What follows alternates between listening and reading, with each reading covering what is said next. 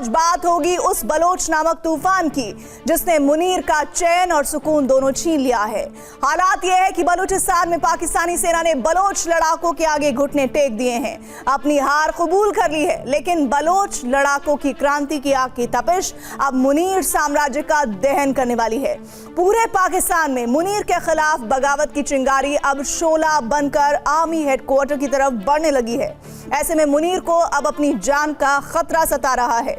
यही वजह है कि अपने पूर्वजों यानी पुराने सैन्य अधिकारियों की तरह ही मुनीर भी इतिहास के पन्नों में कायरता का एक नया अध्याय यानी नया चैप्टर जोड़ने जा रहे हैं।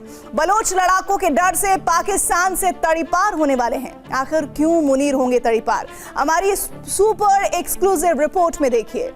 के मुताबिक पाकिस्तानी सेना में ऑपरेशन हेरॉफ 2.0 को लेकर दहशत है।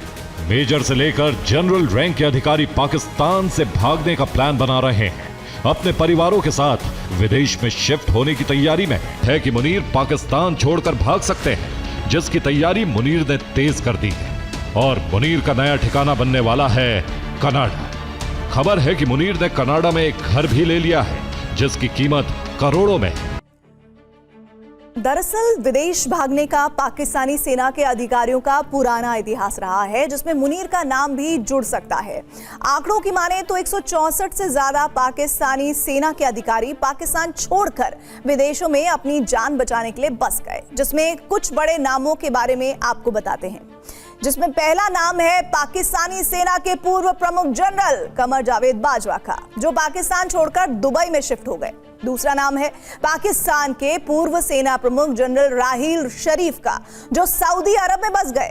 और तीसरा नाम है पाकिस्तान के पूर्व राष्ट्रपति और पूर्व सेना प्रमुख जनरल परवेज मुशर्रफ का, जो भले ही अब इस दुनिया में नहीं है, लेकिन पाकिस्तान में सत्ता परिवर्तन के बाद वो भी पाकिस्तान से भागकर कुछ दिन दुबई तो कुछ दिन लंदन में रहे। सिर्फ इतना ही नहीं, पाकिस्तान के पूर्व आईएसआई प्रमुख लेफ्टिनेंट जनरल शुजा पाशा भी दुबई में शिफ्ट हो गए। और अब मुनीर को लेकर दावा किया जा रहा है कि पाकिस्तान में उनके खिलाफ भड़कती बगावत के बाद वो कनाडा शिफ्ट हो सकते हैं। आसिम मुनीर की पत्नी सईदा इरम ने अमेरिका की नागरिकता लेने का आवेदन किया और 2 अगस्त 2025 को सईदा इरम और उनके तीनों बच्चों को अमेरिकी पासपोर्ट मिल भी गए। और मुनीर के तड़ीपार होने की चर्चा सिर्फ पाकिस्तान में नहीं, बल्कि पाकिस्तान में आसिम मुनीर की लूट नीति भी खूब सुर्खियां बटोर रही है। ये बात किसी से छिपी नहीं कि पाकिस्तान में आम लोगों की हालत किस कदर खराब है।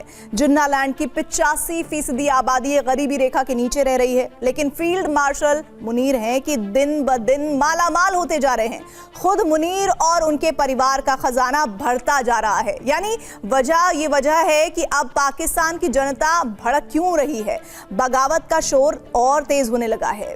दरअसल फील्ड मार्शल आसिम मुनीर की कुल संपत्ति 7 करोड़ से ज्यादा है। वहीं यह भी दावा किया जा रहा है कि विदेश में भी मुनीर ने कई बेनामी संपत्ति बना रखी है, जो 7 करोड़ से कई गुना ज्यादा है। पाकिस्तानी आर्मी के पास 100 से ज्यादा बिजनेस हैं, जिन्हें आसिम मुनीर ही ऑपरेट करते हैं। पाकिस्तान के रियल एस्टेट पर सेना का कब्जा है। वहीं वेलफेयर फाउंडेशन के नाम पर सेना मोटी कमाई कर रही है।